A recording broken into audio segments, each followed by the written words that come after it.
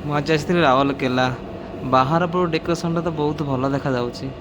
ଚାଲନ୍ତୁ ଟିକେ ଯିବା ଦେଖିବା ଭିତର ପଟ ଡେକୋରେସନ୍ଟା କେମିତି କ'ଣ ହେଇଛି।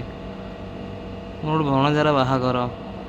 ଆମ ଗଞ୍ଜାମରେ ତ ଏମିତି ମୁଁ ଦେଖିନି, ହେଲେ ଏଠି କିନ୍ତୁ କିଛି ନିଆରା ଲାଗୁଛି ମୋତେ। ଚାଲୁନ ଟିକେ ଭିତରକୁ ଯିବା, ସମସ୍ତେ ଦେଖିଦେବା କେମିତି କ'ଣ ହେଇଛି ଭିତରଟା। ୱାଓ, କ'ଣ ସଜା ହେଇଛି। ଖାଇବା ପିଇବା ସବୁ ସରିଲାଣି ନା ଚାଲିଛି କ'ଣ? ଯିବା ଟିକେ, ଆମେ ଯଦି ଥିବ ଆମେ ଯଦି ଖାଇଦେବା, ନହେଲେ ଟିକେ ବୁଲାବୁଲି କରିବା ଭିତରଟା କେମିତି କ'ଣ ହେଇଛି ଆଉ। ଆରେ ସବୁ ସରିଲାଣି ରେ ଭାଇ, କିଛି ନାହିଁ, ଖାଲି ଡେକୋରେସନ୍ ହିଁ ଦେଖିବା କଥା। ସେ ଆଗପଟୁ ଟିକେ ଦେଖନ୍ତୁ ସମସ୍ତେ ଟିକେ କେମିତି କ'ଣ ହେଇଛି ଡେକୋରେସନ୍ଟା। ଭଲ ଲାଗୁଛି ନା ନାହିଁ ସମସ୍ତେ କମେଣ୍ଟ କରି ଟିକେ କହିବ ମୋତେ। ଭାଇ ଜଣେ ଗୋଟେ ଥିଲେ ଏଠି, କୁଆଡ଼େ ଗଲେ? ହେଇଠି ଭାଇ ଜଣେ ଅଛନ୍ତି, ଭାଇ ଆମର।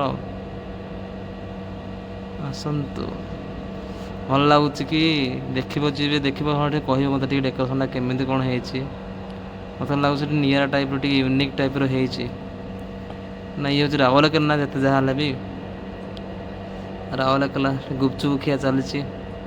ନାଇଁ ଆମର ତ ଖାଇବାର ନାହିଁ, ଘରେ ଦେଖିଦେବା ଟିକେ ଆଉ କେଉଁଠି କ'ଣ କ'ଣ ଅଛି, ଆଖି ବୁଲେଇକି ଦେଖିଦେବା ଆଉ ଭିତରେ କ'ଣ କ'ଣ ଚାଲିଛି, କ'ଣ କ'ଣ ନାହିଁ। ସବୁ ତ ସରିଲାଣି, ଆଉ କ'ଣ ବାକି ଅଛି କି? କ'ଣ କରିବା? ହଉ, ଯେତିକି ଅଛି ଯାହା ଅଛି ଦେଖିକି ତ ବହୁତ ଖୁସି ଲାଗିଲା। ହଉ।